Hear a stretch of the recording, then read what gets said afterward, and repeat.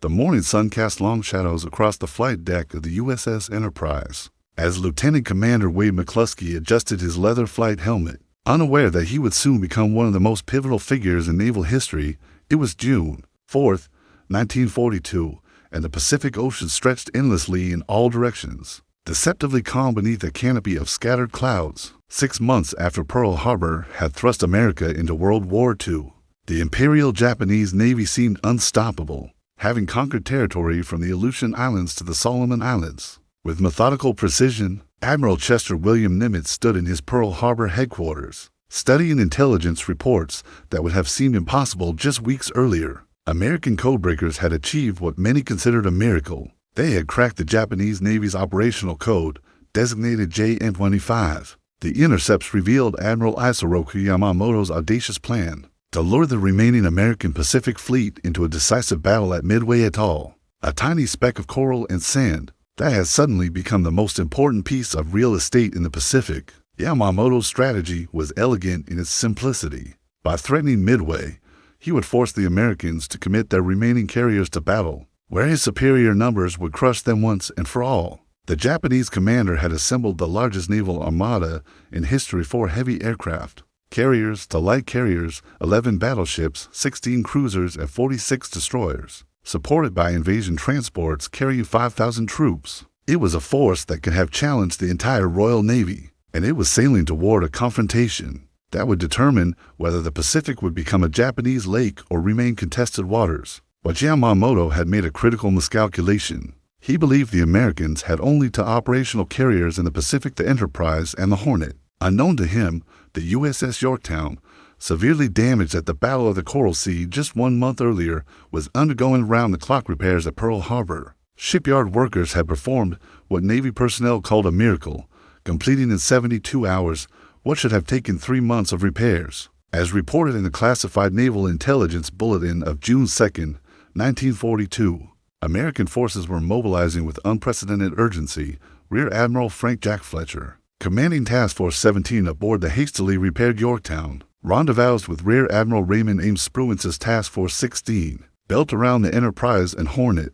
Together, they represented America's last hope in the Pacific: 3 carriers against Yamamoto's massive fleet. The stage was set for a battle that would be decided not by the massive guns of battleships, as naval strategists had predicted for decades, but by the fragile aircraft launched from carrier decks. In the pre-dawn darkness of June 4th, as both fleets maneuvered for position, neither side fully comprehended that they were about to participate in the most important naval battle since Trafalgar. The outcome would determine not just control of the Pacific, but the ultimate fate of nations separated by thousands of miles of ocean.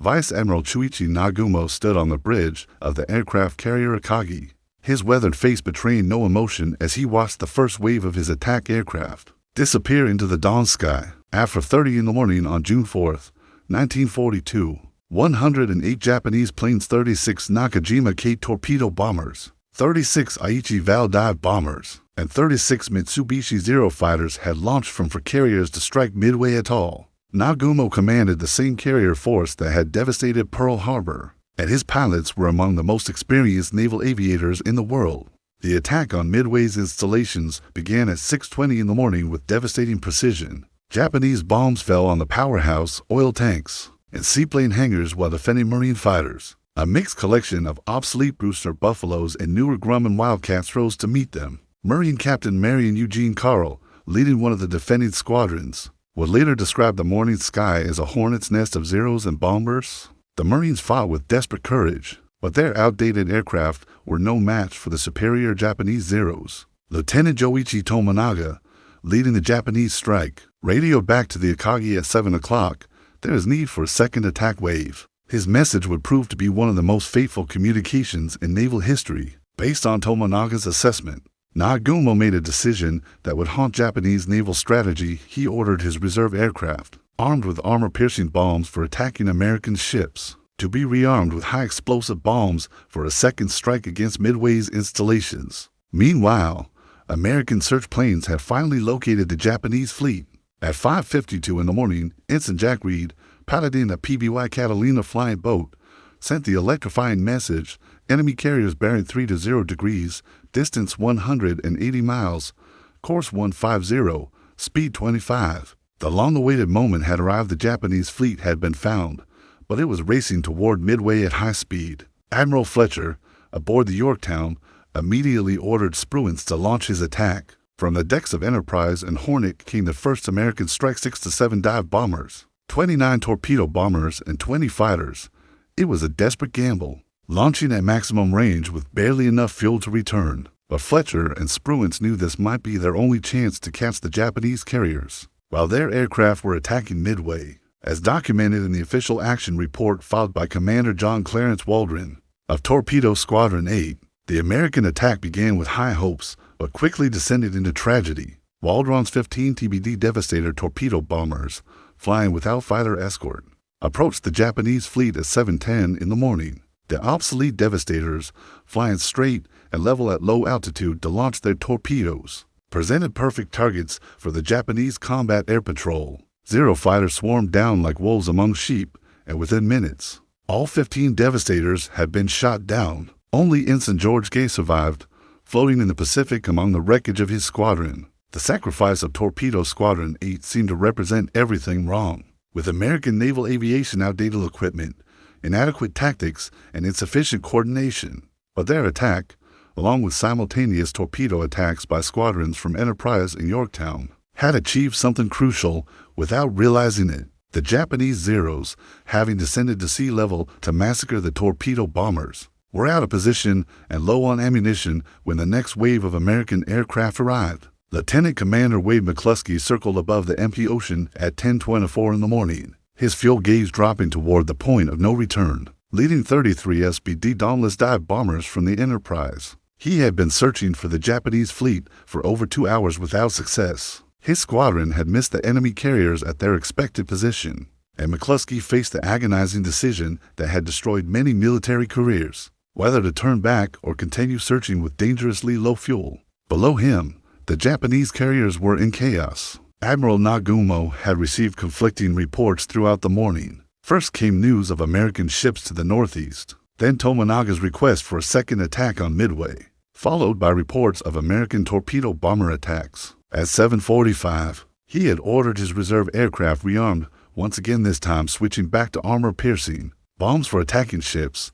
The hangar decks of Akagi, Kaga, Soryu, and Hiryu were crowded with aircraft, fuel lines, and ammunition in various states of preparation. McCluskey's decision to continue searching would change the course of the war. Following a lone Japanese destroyer, he spotted the enemy fleet at 10:22. The timing was perfect. The Japanese carriers were at their most vulnerable moment, their flight decks crowded with fully fueled and armed aircraft preparing for launch. The Japanese combat air patrol, having been drawn down to sea level by the torpedo attacks, was climbing back to altitude when McCluskey's dive bombers appeared out of the sun. What happened next has been called the miracle of Midway, 5 minutes that altered the balance of power in the Pacific. At 10:26, McCluskey led his dive bombers down in a 70-degree dive toward the Kaga. Lieutenant Richard Halsey Best, commanding Enterprise's bombing Squadron 6, simultaneously attacked the Akagi, the SBD Dauntless, with its 2-stage supercharged Rice-Cyclone engine and accurate Norden bomb sight, proved devastatingly effective in the hands of experienced pilots. McCluskey's first bomb struck Kaga near the island's superstructure, igniting aircraft spotted for takeoff. Secondary explosions ripped through the hangar deck as aviation gasoline and ammunition detonated in chain reactions. Within minutes, the pride of the Japanese carrier fleet was transformed into a floating inferno. Best's attack on Akagi was equally successful as 1,000-pound bomb penetrated the flight deck and exploded in the upper hangar, setting off a series of explosions that would eventually sink Yamamoto's flagship. Simultaneously, Lieutenant Commander Maxwell Franklin Leslie led 17 dive bombers from the Yorktown against the carrier Soryu. Leslie's own bomb release mechanism had malfunctioned during the approach, but his squadron achieved devastating hits. 3 bombs struck Soryu within minutes, turning her into a blazing wreck that would sink within 20 minutes. In the span of 5 minutes, 3 of Japan's fleet carriers had been mortally wounded, as chronicled in the official Japanese war diary of the combined fleet. The disaster was complete and unexpected. Captain Ryusaku Yanagimoto of the Soryu, choosing to go down with his ship, stood at attention on his burning bridge as his crew abandoned ship. On the Akagi, Damage control parties fought desperately to save Yamamoto's flagship, but the fires were beyond control. Admiral Nagumo, his face blackened by smoke, was forced to transfer his flag to the cruiser Nagara, leaving behind the carrier that had led the attack on Pearl Harbor. The surviving Japanese carrier Hiryu, commanded by Rear Admiral Tamon Yamaguchi, immediately launched a counterattack. At 11 o'clock, 18 Val dive bombers and 6 Zero fighters took off to strike the American fleet.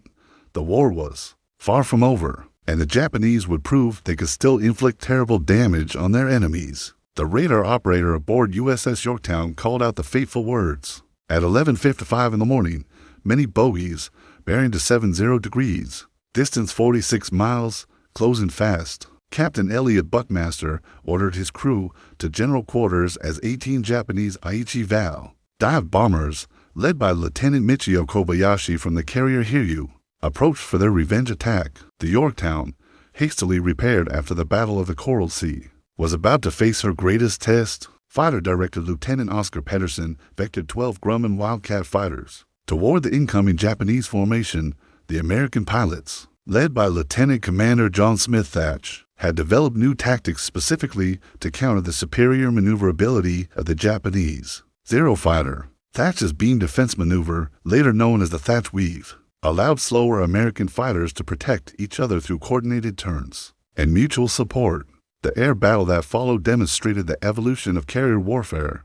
Unlike the morning's attacks, where American torpedo bombers had been slaughtered by superior Japanese fighters, the afternoon engagement was more evenly matched. The Wildcat pilots, though flying inferior aircraft, had learned from earlier defeats and fought with tactical innovations that negated many Japanese advantages. Nevertheless, 7 Japanese dive bombers broke through the fighter screen and began their attack dives on Yorktown. Captain Buckmaster maneuvered his ship with remarkable skill, avoiding several bombs through radical course changes, but at 12:10 in the afternoon, 3 bombs struck the carrier. In rapid succession, the first hit the flight deck, penetrating to the 4th deck and starting serious fires. The second bomb struck the smokestack, knocking out 5 of the ship's 6 boilers and reducing her speed to 6 knots. The third bomb landed near the forward elevator, jamming it in the up position and creating a gaping hole in the flight deck. Damage control parties immediately began fighting the fires and flooding. Chief Aviation Machinist Clarence Edgar Dickinson, who had been shot down that morning and rescued by a destroyer, watched from the bridge as his shipmates battled to save their vessel. The Yorktown's damage control organization, trained to peacetime standards of excellence, proved extraordinarily effective. Within 2 hours, they had the fires under control, restored power to vital systems, and increased speed to 19 knots, sufficient to conduct flight operations. At 2:45 in the afternoon, as Yorktown was recovering her aircraft, RADAR detected another incoming attack. Lieutenant Joichi Tominaga, the same pilot who had led the morning attack on Midway, was leading 10 K torpedo bombers and 6 Zero fighters in a final desperate assault. Tominaga knew his fuel was insufficient for a return flight to Hiryu. This was a one-way mission. The American Combat Air Patrol, reinforced by fighters from Enterprise and Hornet, fought desperately to stop the torpedo attack. Unlike dive bombers, which could attack from any angle, torpedo bombers had to approach straight and level at low altitude, making them vulnerable, but also giving them multiple approach vectors. Despite fierce resistance from American fighters and anti-aircraft fire from the task force, 5 Japanese torpedo bombers broke through. At 2:44 in the afternoon, the Japanese torpedoes struck Yorktown's port side. The explosions knocked out all power, jammed the rudder, and caused a 17-degree list that made flight operations impossible. Captain Buckmaster, realizing his ship might capsize, gave the order to abandon ship at 3 o'clock. Lieutenant Tominaga, his fuel exhausted and aircraft damaged, crashed into the ocean near the burning carrier, dying in the attack he had led, as documented in the ship's action report, filed later by surviving officers. The abandonment of Yorktown was conducted with remarkable discipline, despite the ship's severe list and the possibility of sudden capsizing. The crew evacuated in good order, taking their wounded with them. Destroyers moved alongside to pick up survivors, while the carrier continued to burn and settle by the stern. Rear Admiral Tamon Yamaguchi stood on the bridge of the aircraft carrier Hiryu, the last operational Japanese carrier in the battle, knowing that the fate of the Imperial Navy rested on his next decisions. At 4:30 in the afternoon on June 4, 1942, His ship represented Japan's final hope of salvaging victory from the devastating morning losses. Yamaguchi, considered one of the most aggressive and innovative commanders in the Japanese fleet, had already launched to successful attacks against the Yorktown, but American carriers Enterprise and Hornet remained operational and dangerous. The situation facing Yamaguchi was desperate but not hopeless. His air group had been reduced to just 6 Zero fighters, 5 Val dive bombers, and 4 Cape torpedo bombers, barely enough for a single coordinated attack. However, Japanese naval doctrine emphasized the principle of night service action, and Admiral Yamamoto was bringing forward his massive battleship force, including the 18-inch gun super battleship Yamato, for a final confrontation after dark, unknown to Yamaguchi. American scout planes had already located Hiryu.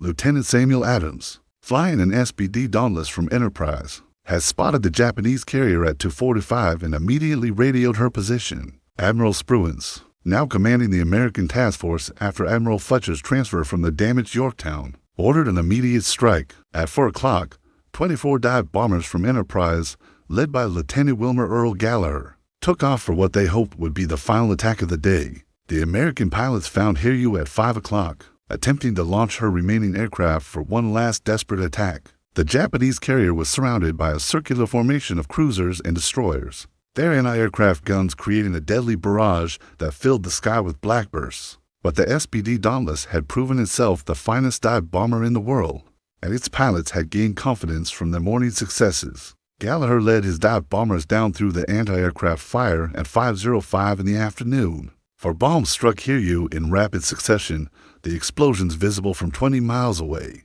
The first bomb hit forward of the island's superstructure, penetrating to the hangar deck and igniting aircraft fuel. The second and third bombs struck amidships, starting uncontrollable fires that spread throughout the ship's interior spaces. The fourth bomb hit near the stern, jamming the rudder and causing severe flooding. Admiral Yamaguchi, realizing his ship was doomed, sent a final message to Admiral Yamamoto.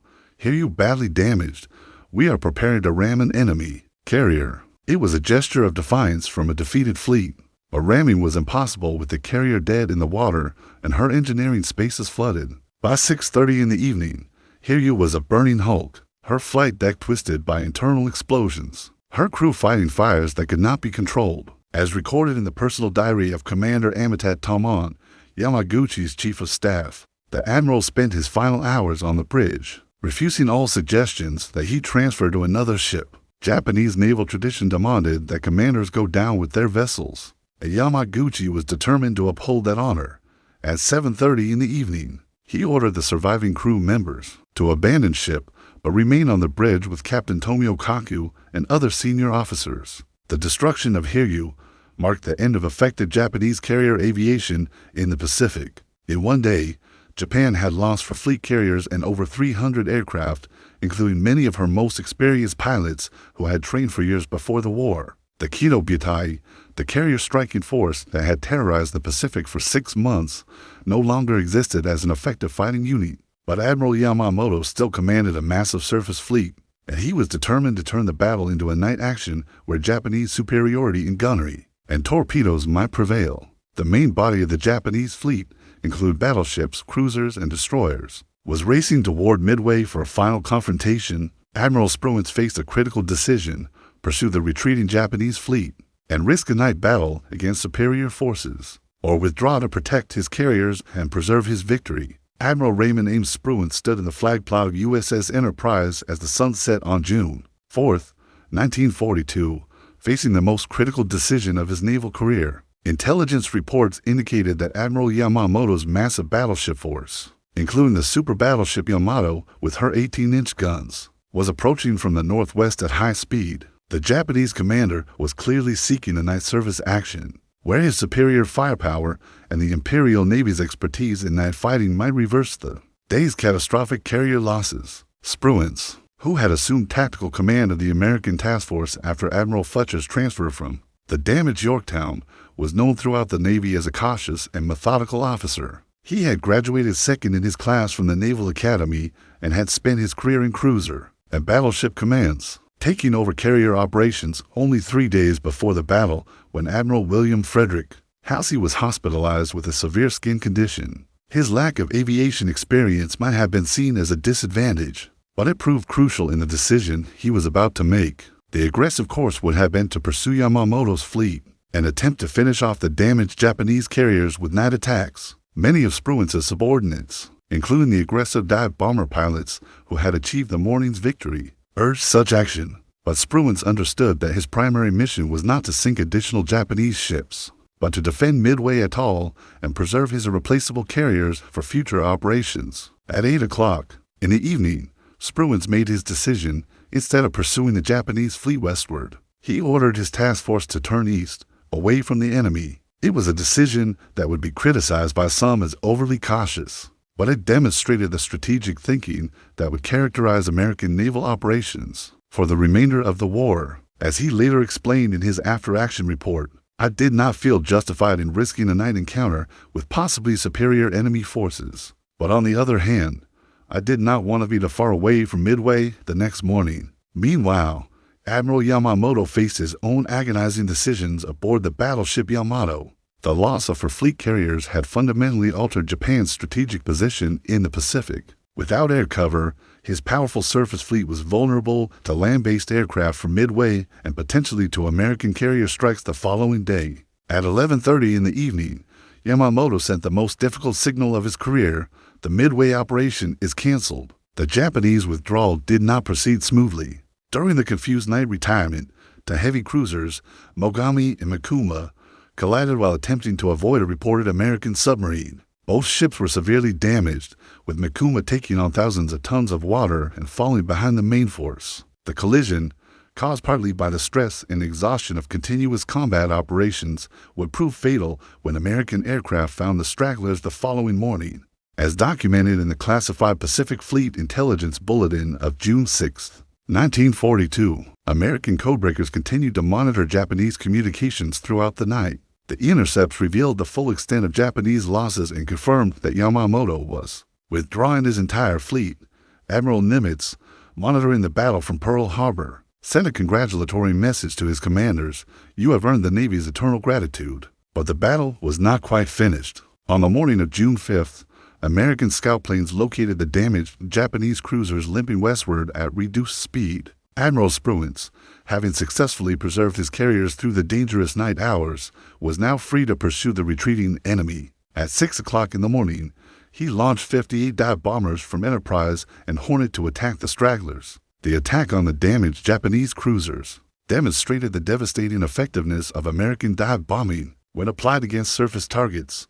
The heavy cruiser Mikuma, already damaged from the collision, received multiple bomb hits that started uncontrollable fires. She would sink that evening, taking over 700 sailors with her. The cruiser Mogami, though heavily damaged, managed to escape and would eventually reach Japan for repairs that took over a year to complete.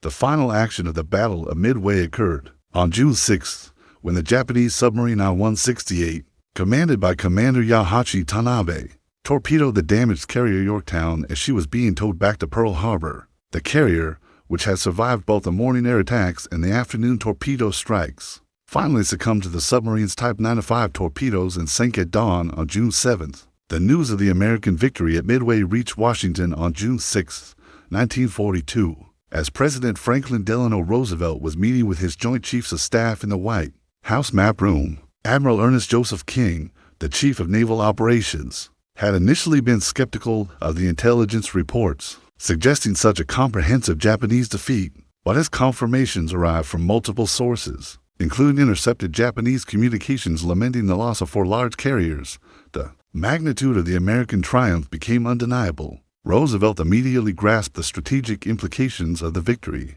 For 6 months following Pearl Harbor, American forces had been in continuous retreat across the Pacific. The fall of the Philippines, the Dutch East Indies, and Singapore had created a widespread belief that Japanese forces were invincible in the Pacific theater. Midway represented the first decisive American victory against Japan's first-line forces, and it had been achieved against overwhelming odds through superior intelligence, tactical innovation, and extraordinary courage.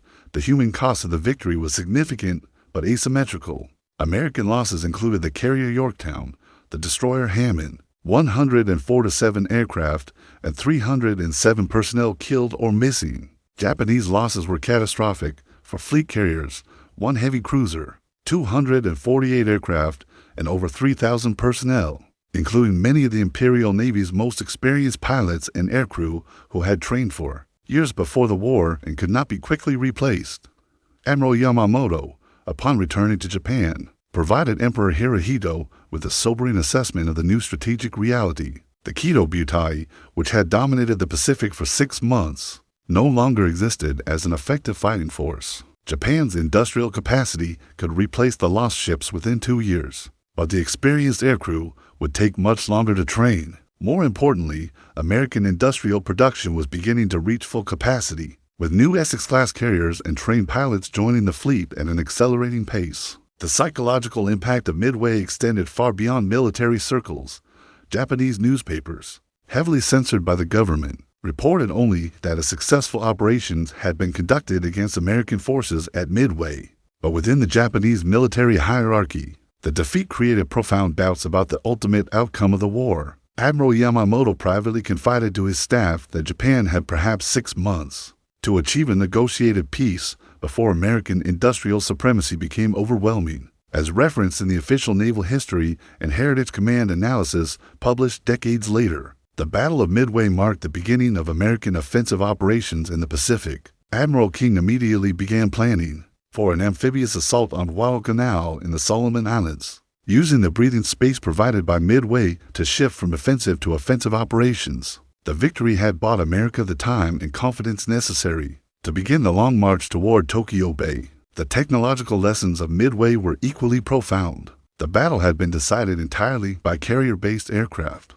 with battleships playing only supporting roles. This validated American pre-war theories about naval aviation, while forcing a fundamental revision of Japanese naval doctrine, which had emphasized battleship superiority in night surface actions. The SPD Dauntless Dive Bomber had proven itself the most effective anti-ship weapon in the world, while the obsolete TBD Devastator torpedo bomber had been revealed as a death trap for its crews. Perhaps most significantly, Midway demonstrated the decisive importance of intelligence in modern warfare. The American ability to read Japanese naval codes had provided Admiral Nimitz with detailed knowledge of enemy plans, allowing him to position his forces for maximum advantage despite numerical inferiority.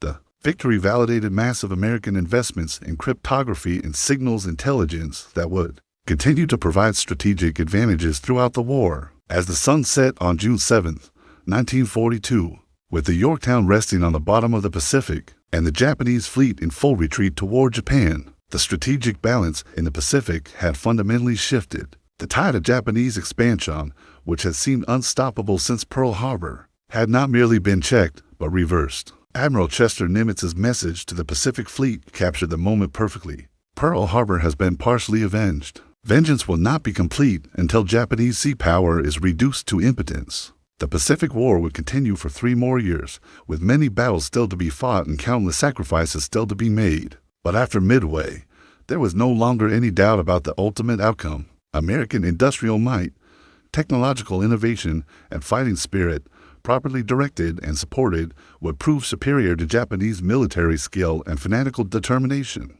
The turning tide had become an unstoppable flood that would carry American forces from the coral atolls of the Central Pacific to the Bay of Tokyo itself.